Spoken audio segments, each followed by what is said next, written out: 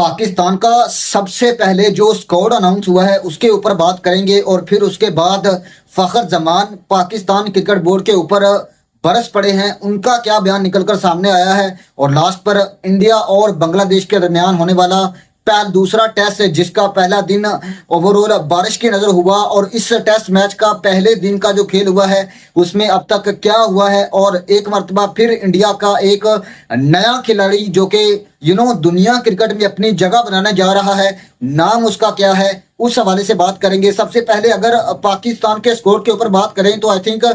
शर्म आनी चाहिए उन लोगों को जो कि जिन्होंने पाकिस्तान के स्कोर का ऐलान किया। और ये वही लोग हैं जो कि टीवी पर बैठकर डोमेस्टिक क्रिकेटर के ऊपर कहते हैं कि इनको चांस नहीं दिया जा रहा, इनको आप मौका जब तक नहीं देंगे आपकी क्रिकेट कैसे बेहतर होगी। और फिर जो आपने पाकिस्तान में चैंपियंस कप शुरू करवाया उसका क्या फायदा अगर आपने उनके उसमें से निकलने वाले प्लेयर्स को चांस नहीं देना।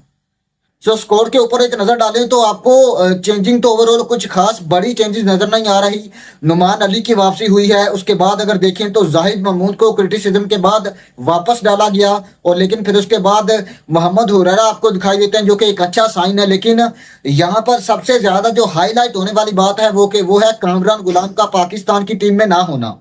देखें कामरान गुलाम के साथ क्या हो रहा है उसकी समझ ना तो पाकिस्तान क्रिकेट के शायकीन को है ना ही कामरान गुलाम को खुद को है। एक खिलाड़ी जिसने डोमेस्टिक क्रिकेट में रन लगाकर आई थिंक का कोई भी ऐसा आपका डोमेस्टिक टूर्नामेंट नहीं जिसमें उसने रन नहीं किए। और मिडल ऑर्डर जो कि आपका एक अरसे से स्ट्रगल कर रहा है, असद शफीक, यूनुस खान, मिसबाह उल हक के जाने के बाद आपको एक ऐसे बैटर की जरूरत है जो कि आपके मिडल ऑर्डर में उस तरीके की जो कमी है उसको पूरा कर सके। लेकिन मुसलसल आप उसको इग्नोर किए जा रहे हैं। आपको उस खिलाड़ी को चांस देना बनता था जो कि आपके चैंपियंस कप में 2-2 सेंचुरियां उसने बनाई हैं और आप उसको इस तरीके से इग्नोर कर रहे हैं। I think I can't understand और ये चीजें मेरी समझ से बाहर हैं, क्योंकि अगर आप एक यंगस्टर को इस मोराल के ऊपर डिग्रेड करेंगे और आप उसको इतनी ज्यादा परफॉर्मेंस के बावजूद मौका नहीं देंगे तो फिर मेरे ख्याल से आपकी टीम का अल्लाह ही हाफिज है। और फिर पाकिस्तान की टीम के साथ जो अब हो रहा है आई थिंक ये पाकिस्तान की टीम डिजर्व करती है। और दूसरी नंबर पर अगर बात करें तो फखर जमान को लेकर बड़ी खबर निकलकर सामने आ रही है। फखर जमान पीसीबी के ऊपर बरस पड़े और आई थिंक मेरे ख्याल से फखर जमान अपने राइट के ऊपर हैं, क्योंकि अगर आप देखें तो उन्होंने आज से 5-6 माह पहले एनओसी जो की दरखास्त की थी पीसीबी से बिग बैश लीग के लिए और उसके बाद सीपीएल के लिए। और सीपीएल में उनको जो है वो एक जबरदस्ती तौर पर बुलाया गया कि वो एक टेस्ट होना है। और ये टेस्ट क्या टेस्ट है कि आप एक प्लेयर को जो कि अपनी उनकी जो उनके मुताबिक अब 1.5-2 साल की क्रिकेट बची है और आप उसको अगर वो डोमेस्टिक क्रिकेट में भी खेलता है, आपकी नेशनल टीम में भी आपके लिए परफॉर्म कर देता है। और फखर जमान ये एक ऐसा बैट्समैन है जो कि पाकिस्तान के मेरे ख्याल से उन चुनिंदा बैट्समैनों में अब तक शुमार होता है जो कि पाकिस्तान की उम्मीदों के ऊपर पूरा उतरते हैं। चाहे आप उनकी 2023 के ओडीआई वर्ल्ड कप में एक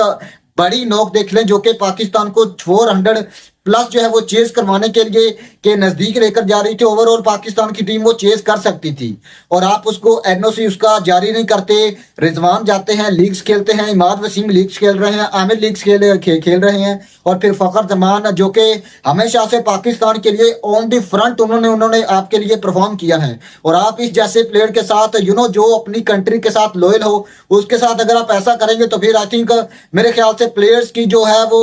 उनकी इंडिविजुअल्स के लिए भी ये चीजें खतरनाक साबित होती हैं और इसलिए आपके प्लेयर्स जो हैं वो पाकिस्तान टीम के साथ चलते नहीं। चाहे आप उसकी मिसाल आमिर को देखते हैं जिन्होंने अपने टेस्ट क्रिकेट से रिटायरमेंट ली और फिर मेरे सामने एक बड़ी मिसाल हारिस रऊफ किया जिन्होंने आपकी जो है वो आपकी टेस्ट क्रिकेट खेलना नहीं चाहता, लीग को फोकस करता है। लेकिन अगर आप उनको एक विंडो दे दी है आपने अगर कि आप इस विंडो के दरमियान लीग खेल सकते हैं तो फिर आई थिंक आपको उनके साथ जो है वो उनके साथ बातचीत करके उनके जो सोल्यूशन है उनका हल करना चाहिए। और फखर जमान इसमें आई थिंक अपने राइट पर हैं। और फिर तीसरे नंबर पर अगर देखें तो बांग्लादेश और भारत के दरमियान दूसरा टेस्ट मैच जो कि कानपुर में जारी है, उसका पहला दिन ओवरऑल बारिश उसमें खलल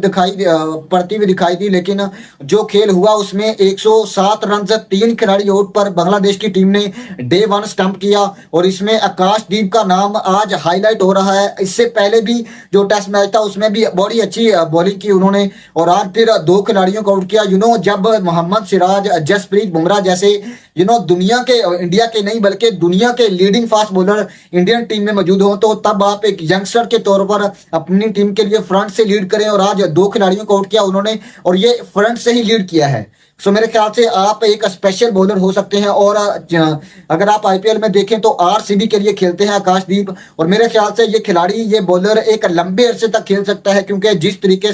से इसकी फिटनेस है, चाहे आपने पहले टेस्ट मैच में देखा या फिर आपने इस लास्ट टेस्ट मैच में देखा, जो कि मेरे ख्याल से बांग्लादेश इस मैच में भी उस तरीके से कुछ कर नहीं पाएगी क्योंकि जिस तरीके का नजर आ रहा है ओवरऑल मैच की सूरत हाल पहले दिन हमेशा से अगर आप देखें तो हालांकि बारिश सिचुएशन थी लेकिन इंडियन टीम ने होल्ड कर रखा और जब दूसरे दिन का खेल शुरू होगा क्योंकि अंडर प्रेशर है पहले ही बांग्लादेश की टीम और मेरे ख्याल से इंडियन टीम इसको बआसानी काबू कर लेगी।